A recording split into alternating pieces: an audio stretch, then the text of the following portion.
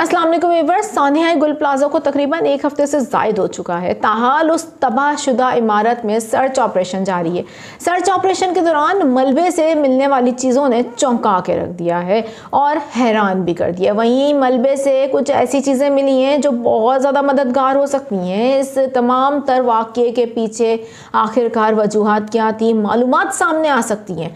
आग लगी तो कैसे लगी, फैली तो भला कैसे फैली और लोग भी ना निकल पाए। अभी तक लोगों को ढूंढा जा रहा है। तकरीबन 10 से 12 अफराद मजीद मिसिंग है, ये भी बताया जा रहा है, जिनकी तलाश का अमल जारी है। और 90% इस इमारत को क्लियर करार दिया जा चुका है, लेकिन बाकियात लोगों की अभी मिल रही हैं। लेकिन एक बड़ा इंकशाफ भी सामने आ रहा है और इस बिल्डिंग के बाद कराची की दीगर इमारतों से भी कुछ दिल दहला देने वाले इंकशाफात सामने आए हैं। मैं इस हवाले से आपको करने जा रही हूँ आगा। नाम है मेरा आयशा कादिर। खुशामदीद करूँगी आप लोगों को और उम्मीद करती हूँ आप सब लोग खैरियत से होंगे। सबसे पहले ज़रा बात कर लेते हैं जो इस वक्त पुलिस सर्जन है डॉक्टर सामिया तारिक, जिनकी जानिब से ये बड़ा इंकशाफ सामने आया है कि गुल प्लाजा से अब तक तकरीबन वो कहती हैं कि 71 के करीब लाशें और इंसानी जो बाकियात हैं वो लाई गई हैं। उनका कहना है कि सबसे ज़्यादा पेचीदा मामला ये है कि लाशें जल जाने की वजह से DNA का अमल बहुत ज़्यादा परेशान कुन और पेचीदा हो गया है। उनके मुताबिक जाँ भाग अफराद में से 20 लाशों की शनाख्त कर ली गई है, जबकि 13 की शनाख्त DNA से की गई है। लापता अफराद की फहरिस्त में तकरीबन 80 से ज़ायद लोग शामिल हैं और मज़ीद 10 से 12 अफराद मिसिंग है, ये बताया गया है डिप्टी कमिश्नर की जानिब से।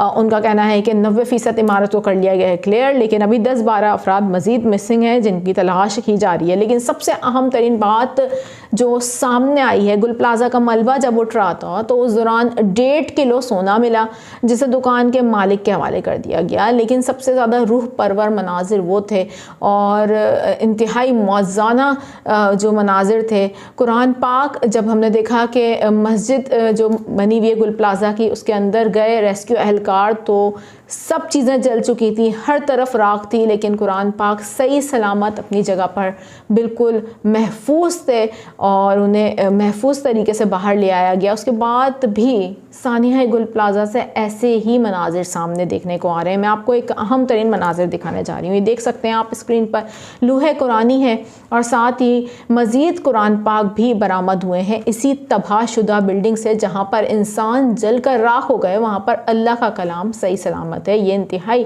मौज़ाना सूरत हाल है, जिसे देख कर वहाँ रेस्क्यू एहलकार भी जज्बाती हो गए हैं और इंतहाई मौज़ाना सूरत हाल और इंतहाई रूह परवर मनाजिर थे। ये साथ साथ मलबे से 4 DVR मिले हैं। ये बहुत अहम तरीन सूरत हाल है, क्योंकि 4 DVR मिलने से सानिया की वजूहात जानने में अहम शवाहिद मिलने के इंकशाफात हो सकते हैं, अहम शवाहिद मिलने के इम्कानात हैं। ये 4 DVR अगर इनकी रिकवरी हो जाती है, इनके अंदर मौजूद जो वीडियोस हैं उससे ये पता चल सकेगा कि आखिरकार ये वजह इस आग के पीछे क्या वजूहात थी, ये आग लगी तो कैसे लगी। ये जो 4 के करीब DVR मिले हैं, इससे बहुत इन्वेस्टिगेशन में मदद मिल सकती है, क्योंकि लोग सवाल कर रहे हैं जिनके प्यारे चले गए हैं, ताल नहीं मिले हैं और बाकियात मिल रही हैं। एक इंतहाई अफसोसकुन सूरत हाल है। वो ये कहते हैं कि आग फैली तो भला फैली कैसे और फिर लोग निकल क्यों नहीं पाए।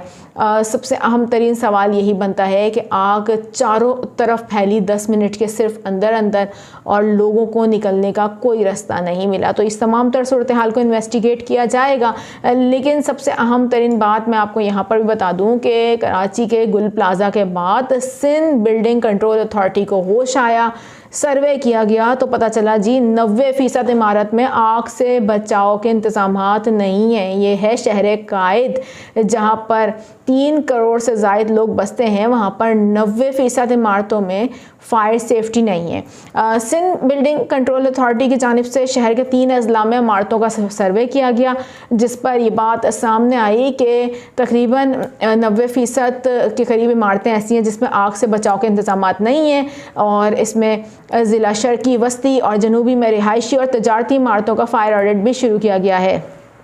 दोबारा से रिपीट करूँगी, रिहायशी तजारती इमारतें, यानी कि लोग रिहाइश पजीर भी हैं और कराची जैसे शहर में बुलंदो बाला इमारतें हैं, कई मंजिला इमारतें हैं जहां पर फायर सेफ्टी का कोई निज़ाम नहीं है। 300 से ज़ायद इमारतों में आग से बचाव के इंतजाम ना होने पर नोटिस भी जारी कर दिए गए हैं और 3 रोज़ के अंदर फायर सिस्टम के इंतजाम को मुकम्मल करने की मोहलत दे दी गई है। जहां पर आपको बताएं कि चंद इमारतों में हंगामी जो रास्ते हैं वो भी बंद पाए गए हैं और इस हवाले से भी आपको बताएं कि अब नोटिस जारी किए गए हैं और अमल दरामद ना करने वालों के खिलाफ कार्रवाई भी की जाएगी। 3 रोज़ में फायर सेफ्टी इकदाम ना करने पर इमारतों को सील कर दिया जाएगा। SBC की जानिब से कहा गया है कि मालकान और यूनियन को फायर सेफ्टी इकदाम के साथ फायर ब्रिगेड का NOC भी लेना होगा। इमारतों को सील किए जाने का काम ज़िले इंतज़ामिया की मदद से किया जाएगा।